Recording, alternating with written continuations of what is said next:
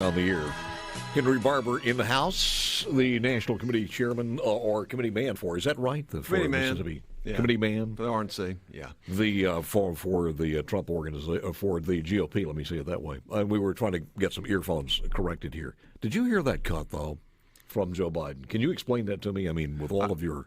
I will say I was grabbing earphones and didn't hear what Biden's... I want you to hear this because, I mean, he could be the President of the United States of America, and he's coming out with some things that I just have not heard before, and I think they're important. If we do not find an answer to Alzheimer's, in the next 19 years, every single solitary bed that exists in the United States of America now will be occupied by an Alzheimer's patient.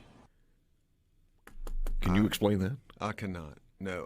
19 years, first of all, how did you get 19 years out of that? I don't know. In every bed, I'm not quite sure. Does that mean where you're living, too? Perhaps. I don't know. But I do know this. The country's at risk of electing this man to be the President of the United States. It is scary.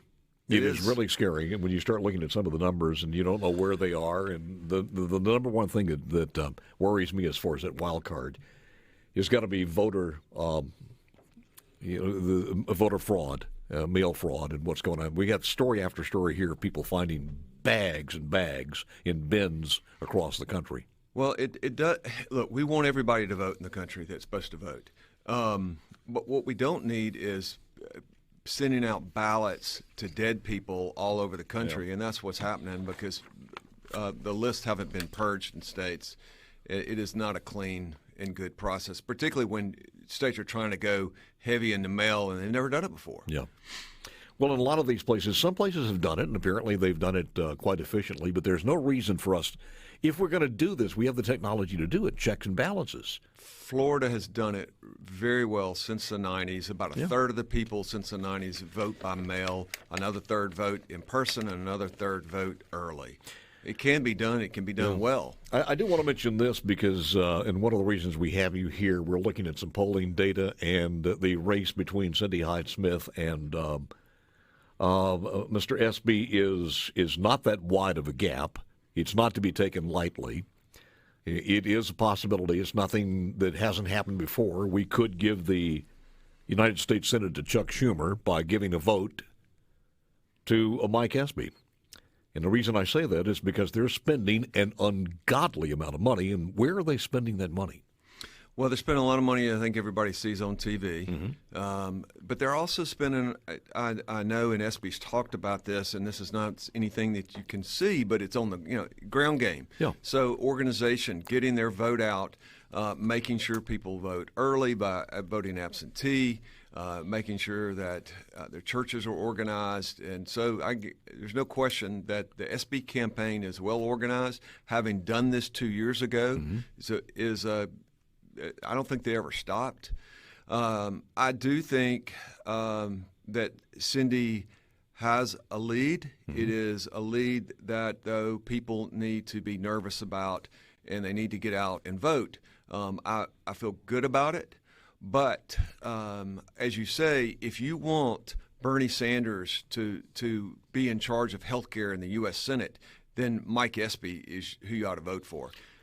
One of the things that also kind of upsets a lot of people is to hear that some of the elderly or some of the older numbers or baby boomers have have moved over to the Biden campaign. I'm not sure that's true. But when you start looking at the record of Joe Biden, and I have a cut on this, and I'll play it in a minute or two, we need the money to get that message out that he was the one who wanted to freeze Social Security. He was the one over a great period of time in his service in the Senate wanted to freeze Medicaid or Medicare. Yeah. So a Biden Senate presidency with a Chuck Schumer Senate would not be conducive to the elderly. We wouldn't recognize, I think, America for where Joe Biden and Nancy Pelosi and Chuck Schumer and AOC want to take this country, a country with open borders, a PAC Supreme Court, a $4 trillion Biden tax hike, visions of a new Green Deal, public safety concerns, defunding the police. It's a scary thing. And for our kids and grandkids, and I'll tell you something else too. It just seems like if we win this one, which you got to fight hard to do it, it seems like the country is moving that way. What happens on the next one when Trump is not there? And it's just a fight that you seem like it's going down the river and the rapids are there and you can't avoid them. But here's that cut with Bernie during the debate, and we got some YouTube flashbacks in there too. Listen. My Lord, Bernie, you're on an ad saying I'm opposed to Social Security. Oh, well, let me ask you a question, Joe. Yeah. You're right here with me. Yeah. Have you been on the floor of the Senate time and time again talking about the necessity with pride about cutting Social Security, cutting Medicare, cutting veterans programs? No. You never said that? No. All right, America, right now, go to the YouTube. Time after time, you were not a fan of Bo Simpson? I was not a fan of You were not a fan of the balanced budget amendment, which called for cuts in Social Security? Come on, Joe, you were. America, right now, go to the YouTube. Tried with Senator Grassley back in the 80s. When I argued that we should freeze federal spending, I meant Social Security as well. I guess that's it right there, isn't it? Well, Bernie does a nice job of is reminding Americans that Joe Biden will say anything to get elected. Yeah, he's run for president. It's hard to keep up with how many times going back to '88, and I think he's clearly lied too about his son. And that's a fascinating story with these emails now coming out about Hunter Biden and meetings that the vice president had with this Ukrainian company and tens of millions of dollars offered to Hunter Biden to get introductory meetings. Very troubling, but very plain that Joe Biden's not telling the truth. I think beside the influence peddling from his son, his brothers, and himself, there are a couple of other things that are going to be bubbling out this week in those sexual photos out there and videos that he did. I don't see how the FBI is going to stay away from that, Henry. Henry Barbour is my guess. How do they stay away from that? Because they've had that since December. They've seen those photos. Yeah, I don't have any clue about that. What I will say this though, to me, what fundamentally concerns me about this election is just the overall direction of the country. We've got a political party in the Democrats who 8 years ago took the word God out of their platform. And that's just a completely different direction from where I certainly want to see the country go. It's a very good point. And again, Henry Barbour's my guess. That's a very good point, Henry, because when you have all of that money that is trying to turn a pig's ear into a silk purse in making Mike Espy a conservative, it ain't going to work.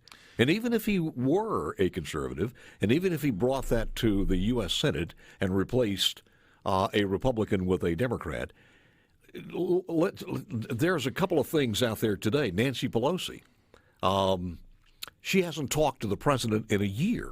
Now think about this. Yeah. She's the leader of the House of Representatives. She hasn't talked to him in a year. You go over and you look at what happened to Dianne Feinstein by just hugging Lindsey Graham. She became toxic.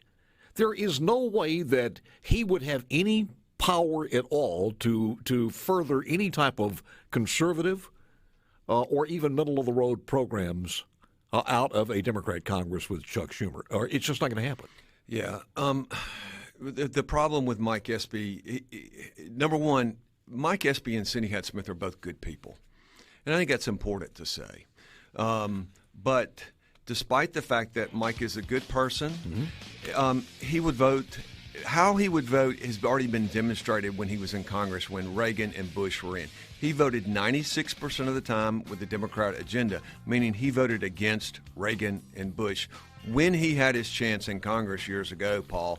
So that's what people need to know. Yeah. We know how also Cindy Head-Smith's going to vote. She votes 95% with President Trump. So what do we do? We'll talk more with Henry Barbour in a second or two. And just come on, man. What are we talking about? Come on, man. Come on, man. Come on, man. Come on, man. Come on, man. How many push-ups you want to do here, pal? Oh, come on, man. Why the hell would I take a test? Come on, man. In gay bathhouses and everything. It's all about round-the-clock sex. Come on, man. Henry Barbour's here, and the National Committeeman for the Mississippi GOP. There are so many things going on. I wanted to touch base quickly on the Supreme Court and then get to the medical marijuana. But the Supreme Court races are also important in this on the ballot. That's right, Paul. It's important for people to realize when you're going to the polls on November 3rd, it's not just about the presidency. It's not just about this U.S. Senate race. Mm-hmm. One of the really big things on the ballot is our state Supreme Court, and are we going to continue to have a conservative Supreme Court? In the Central District, we have Kenny Griffiths, who was appointed by Governor Bryant, a conservative justice, grew up in Meridian, lives here in Metro Jackson, 5 sons. And Kenny is running against Latrice Westbrooks. And Latrice Westbrooks is on the Court of Appeals. She, Y'all Politics reported recently that Latrice Westbrooks is on what they call Benny's sample ballot, Benny Thompson's sample ballot. And in fact, 4 years ago, Latrice Westbrook's opponent sued her, alleging that she had campaigned illegally with the Mississippi Democrats and Benny Thompson. That was thrown out, but it just makes very plain that Latrice Westbrooks is very much on the Democrat liberal side. Yep. In essence. And we also have a race in North Mississippi where Josiah Coleman sits on the Supreme Court. Percy Lynchard is attempting to run as a conservative, but he has tons of money from the trial lawyers, sort of the jackpot justice crowd. And Percy also made Benny Thompson's sample ballot.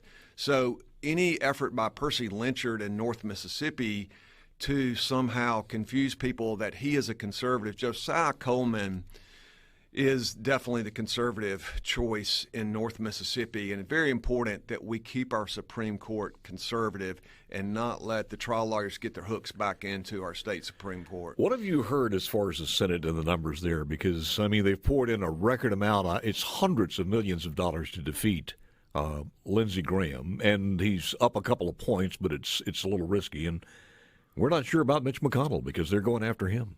Yeah, it's a tremendous amount of money that is coming into the Democrats. ActBlue is their online platform. Mm-hmm. ActBlue has about 13 million donors. WinRed, which is the Republican version, has about 3.5 million donors. They have about 10 million more donors. And part of that is because they've been doing this longer. They have trained their candidates, their campaigns, their consultants, and even their donors that this matters. It's a big thing the Republicans have to do.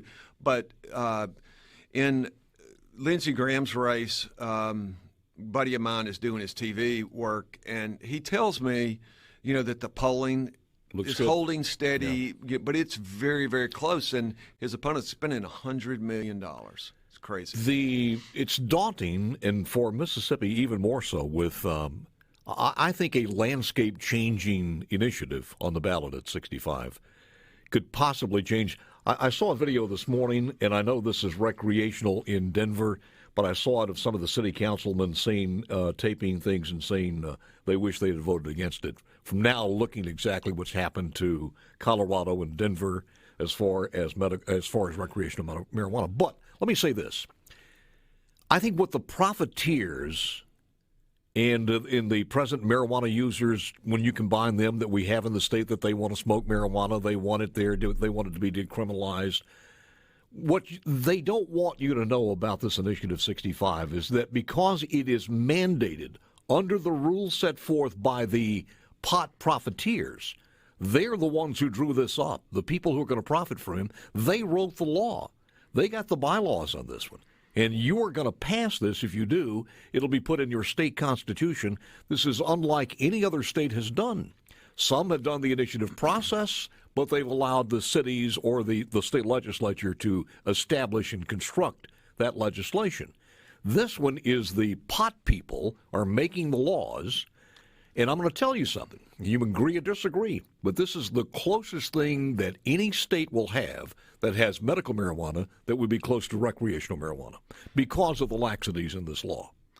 Absolutely. And what you see in a lot of states that have, quote, medical marijuana, that many of the people, in fact, the majority of the people who are using marijuana are the average ones, 32-year-old, white male, no health problems, but a history of drug and alcohol abuse. But you're right, Paul. Putting this in our state constitution is crazy, and we are.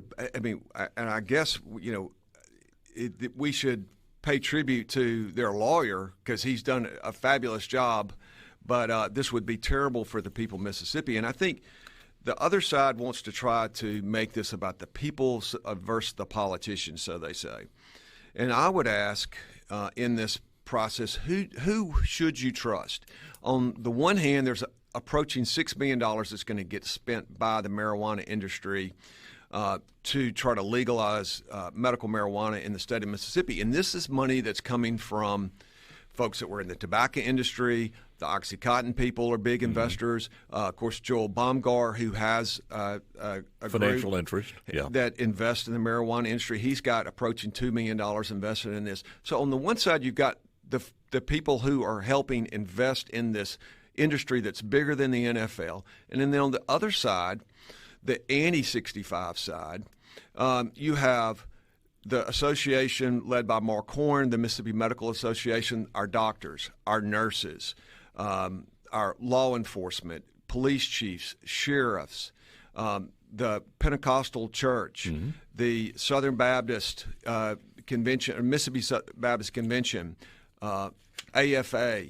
The list goes on of all the groups, the realtors who oppose this. And one of the reasons that is also shocking to me, Paul, that about this is what Mississippi is talking about putting in place, because the marijuana industry has basically handed them their best ever hope for a business plan, is our laws would be more liberal than California and Colorado and Oregon, in the sense that in California, cities and counties can opt out. And in California, and many of them have. 80% in California. I want you to hold on. Listen to this now. In California, over 80% of the municipalities. That's right. Some of these idyllic hometown or visiting cities that you can go to see there's just beautiful cities, and they said, we don't want them here. Yeah, and who would have thought that we would look at California and think, gosh, if our laws could just be like California instead of what 65 is going to do to us. Yeah. But we have an opportunity, because when you go to the polls on November 3rd, you need to send the marijuana industry, which is a lot like the tobacco industry was back in the day.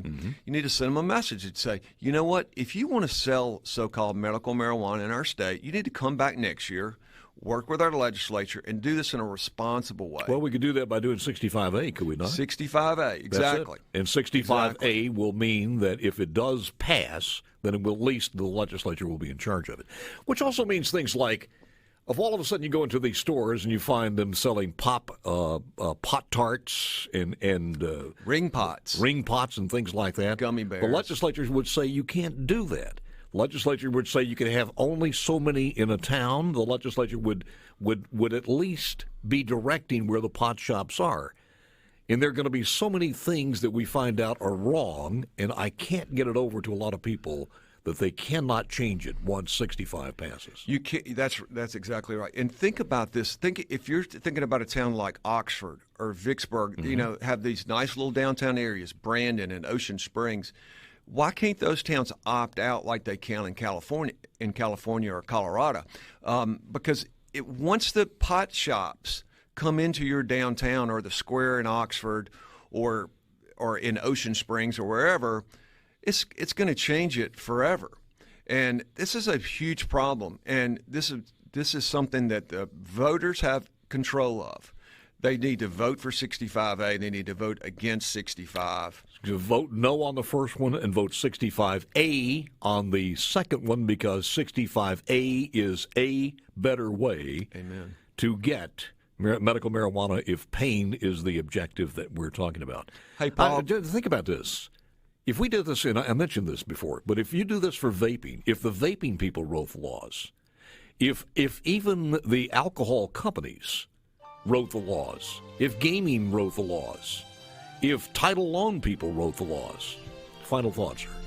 Well, number one, alcohol people didn't get to write the law, so they have to pay taxes. Right. The marijuana industry gets a pass on taxes. And one of the questions I ask is, if this is about medicine, why do you have products that target children like gummy bears. That's a joke. The people who've done it are sorry they did it without any regulations at all. And we are about to unleash these people, and we are about to let legal pot dealers make the laws in our state, and that's scary as hell. Henry, thanks, man. Appreciate it very much. People have the last say. You got it. I hope so. On November 3rd, we got